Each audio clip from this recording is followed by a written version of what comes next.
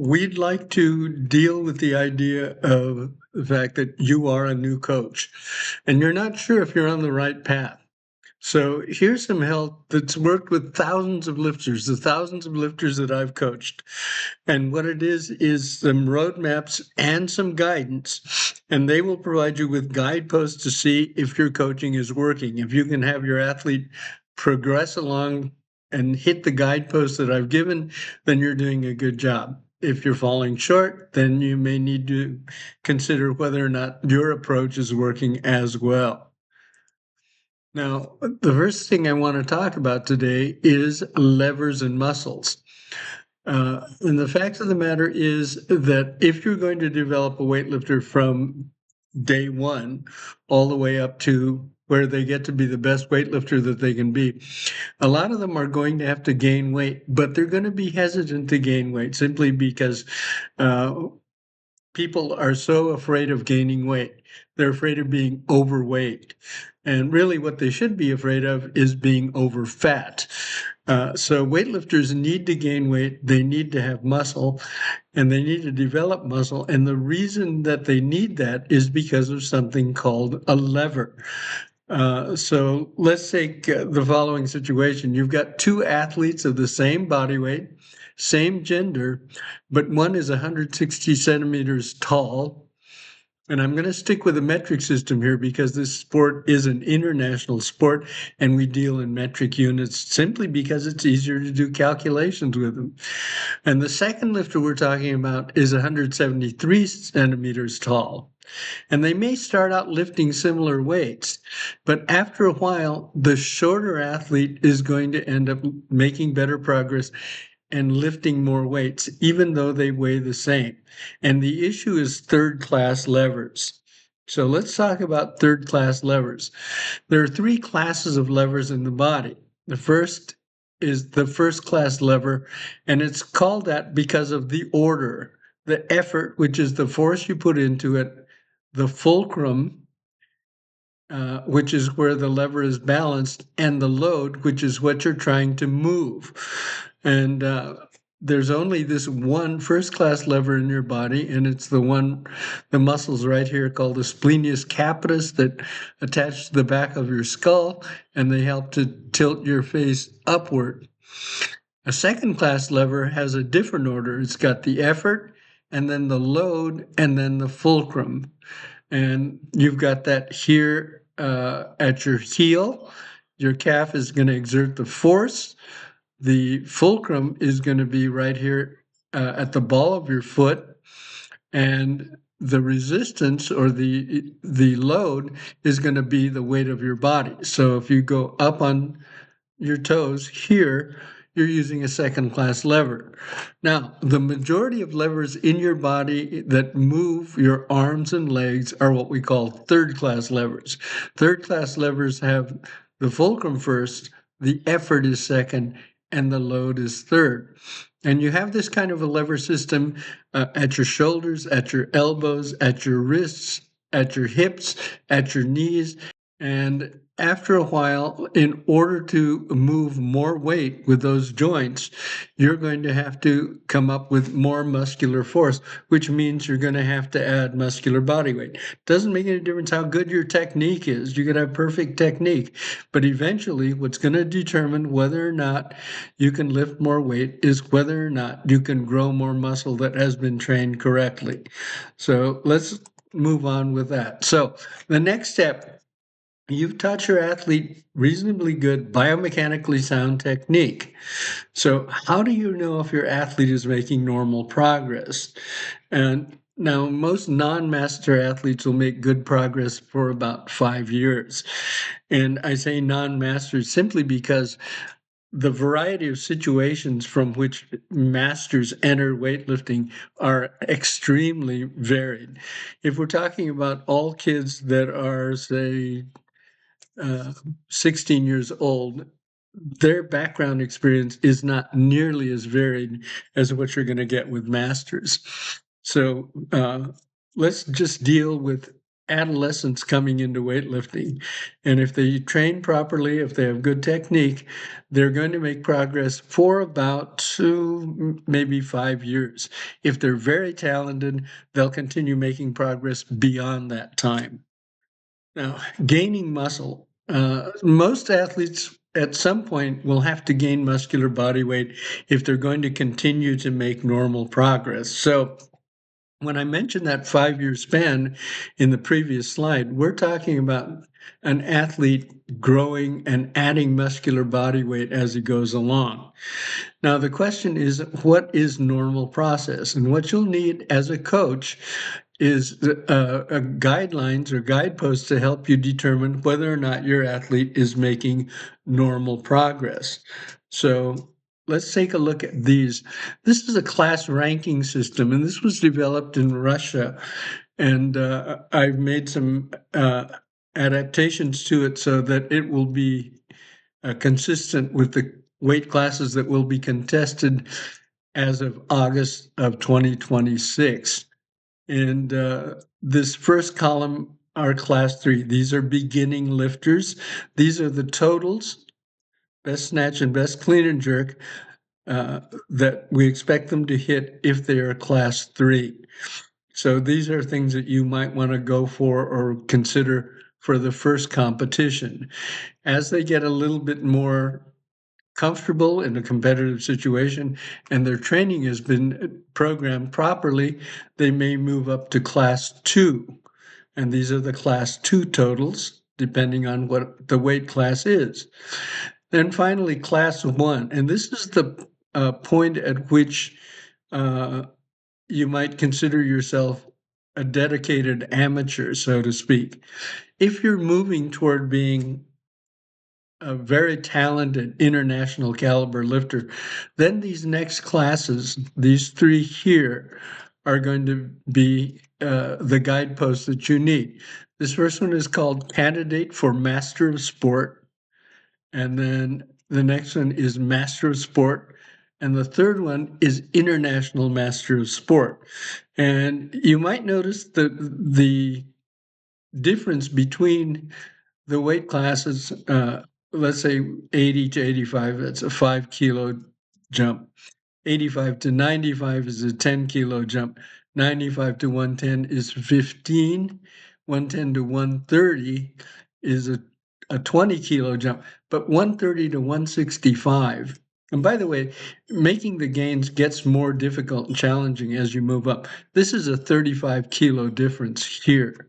So this is what you would be if you were a professional weightlifter or somebody that was competing at the World Championships or the Olympic Games. All right. So when I said that you would make progress for 5 years, uh, where your progress stops in this particular table, and this is for females, that would indicate approximately how talented you are. If you get up to this point, you're very talented. So let's take a look at the numbers for men. So again, these are the classes that will go in effect in August of 2026. And you see that we go, class 3 is fairly easy to attain, and then class 2, class 1, and then finally the Master of Sport categories up here. And these again are difficult to reach, they're challenging, and they pretty much put you as a competitor at the international or Olympic or world championship level.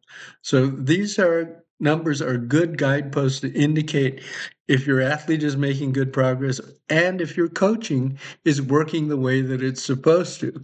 So if you've got a lifter and your lifter is okay talented and they move right along, and then wherever they stop out, that's an indication of how talented they are. I don't want to rain on anybody's parade, but at some point in all sports, we have to recognize that talent is extremely important. Okay, so let's go on to this next slide. Oh, and by the way, I'll make these tables available for download right below this video. All right, so if your progress stops, there are three main factors. One is that you've reached the limit of your talent levels. Your programming is not very good. That's another factor. And then the other one is you are at a suboptimal body weight, which means that you are at a body weight that's too low, doesn't have enough muscle on it for you to continue making progress. Now, there's a limit on it, as you might well surmise. You get up to a certain level, you can gain muscular body weight beyond that, and your progress is still not going to go up significantly. So there's an optimal body weight range for you to think about. Now, what you can do as a coach, you can't do. Let's go back. The talent that you have to work with is the talent you have to work with. You can, as a coach, get better at programming, which you're going to do. If you stick with it long enough, you'll figure out the mistakes that you've made in programming. And I'll have more videos coming up about proper programming uh, if you care to keep watching this channel. And you can encourage body weight gain. And this is a body weight gain is something that you can make it part of your team's culture so that the athletes are encouraging each other to eat properly and to gain body weight. Now, if you are a coach and you have an athlete and they're in the process of development and you know that they need to gain weight, you can find out their eating habits are. You can then also provide guidance to them as to what they should be eating, how much they should be eating, and when they should be eating. Um, for most of the athletes I've had that got to be very top level lifters at national or international level, we were talking about 3 full meals a day and then 3 snacks. And I'll do a piece later on about how many calories a day. But at the top end, we're talking about a minimum of 6,000 calories for the bigger folks. Now, you can change the culture around that person. And this is something that I touch upon it, but you'll find out that it's true. If you get weightlifters, you get people coming into your gym to become weightlifters, after a while, they will lose their non-athlete friends, and all of their friends are going to become athletes because the athletes will understand why you can't stay up late, why you need to get enough rest, why you have to pay attention to recovery, why you have to stop and eat. Okay. And let me give you a story. This is probably the most dedicated athlete that I had as far as gaining weight. His name was Chris Altieri, came to me in 1984. He was about 6'1" and weighed about 209 or 95 kilos. By the time I finished coaching with him in 1988, which was 4 years later, he had gained up to 130 kilos or 286 pounds. And he was in the Olympic trials and just missed making a spot on the Olympic team. But he pretty much followed everything that I asked him to do. We trained him in such a way that he would add more muscle, and he was very, very concerned about eating and eating properly and eating in the right amounts. So, just as an example, that's sort of things that you might be doing as a weightlifting coach is encouraging people to gain weight. So let's see. So you have to ask your question, who's going to lift more? If you have a lifter that weighs 70 kilos, but they're 177 centimeters tall, um, which is maybe around 5'10" for Americans, and lifter B has a body weight of the same 70 kilos, but a height of 165, which is maybe around 5'4". Lifter B is going to lift more weight than lifter A, and it's simply because they've got enough muscle to move a shorter lever. Okay, if a lifter is 177 centimeters tall, they've got longer arms and longer legs than somebody who's 165 centimeters tall. So they've got longer levers. They need more muscle to move those levers. So just keep that in mind. That's why you need to gain weight. And you may need to use this uh, as you're convincing your athlete to gain weight. And by the way, you're not going to be able to get them to gain weight all at once. It takes, for most people, it takes quite a few sessions to get them to understand that. And usually, the thing that really finalizes the argument is when they stop making progress and they realize that they have to gain more muscle. All right, so these are goal weights. If you have an athlete that's going to be a 59-kilo lifter, a female athlete, we'd like that athlete to be between 151 and 157 centimeters. All right. Now, if you have trouble converting, you can do that. You can convert these into inches uh, if you divide by, I'm sorry, if you multiply by 0.459. And so if you've got an athlete that's 149 centimeters, multiply by 0.459, and it will give you that figure in inches. All right. So I think if you look at these, you can see that once you get to a certain height, you're just going to have to gain weight if you're going to be able to move those longer levers. And this is the table for males. And so here, 152, we're dealing with somebody that's maybe 5 feet tall. If they weigh 60 kilos or 132 pounds, they need to be in this range where they're about 5 feet to maybe 5'2". All right. And that way they'll have enough muscle to move those short levers. But you're going to have to play around with this, and you're always going to find somebody that's an anomaly that doesn't quite fit on the table. And that's okay as long as they're making progress, as long as they're moving along the other tables that I showed you previously. So you want to I want to wish you good luck. And you have to realize that each new lifter that you get is a multi-year project. I would plan on coaching them for about 5 years to see where we get to at the end of that span.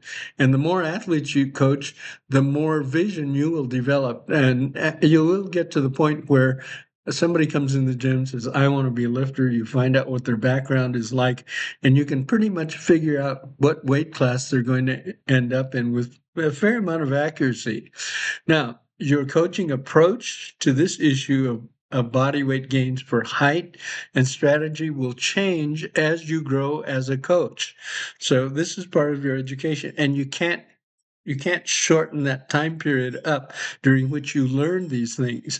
You're just going to have to be in the game long enough, coaching a lot of people to finally develop those approaches and strategies and that vision. And here's a suggestion that I'd like to make. And some of you are going to have to put your ego aside if you're a coach, but if you can, you should develop an assistant who will question some of the things you do and tell you the truth about yourself and let you know when you're going off the rails. You need somebody that's going to provide you with that kind of feedback, and that's going to enable your growth as a coach much more quickly. Okay, so I hope this has been helpful, and you can look for those tables down below this video. So until the next time I see you, good luck.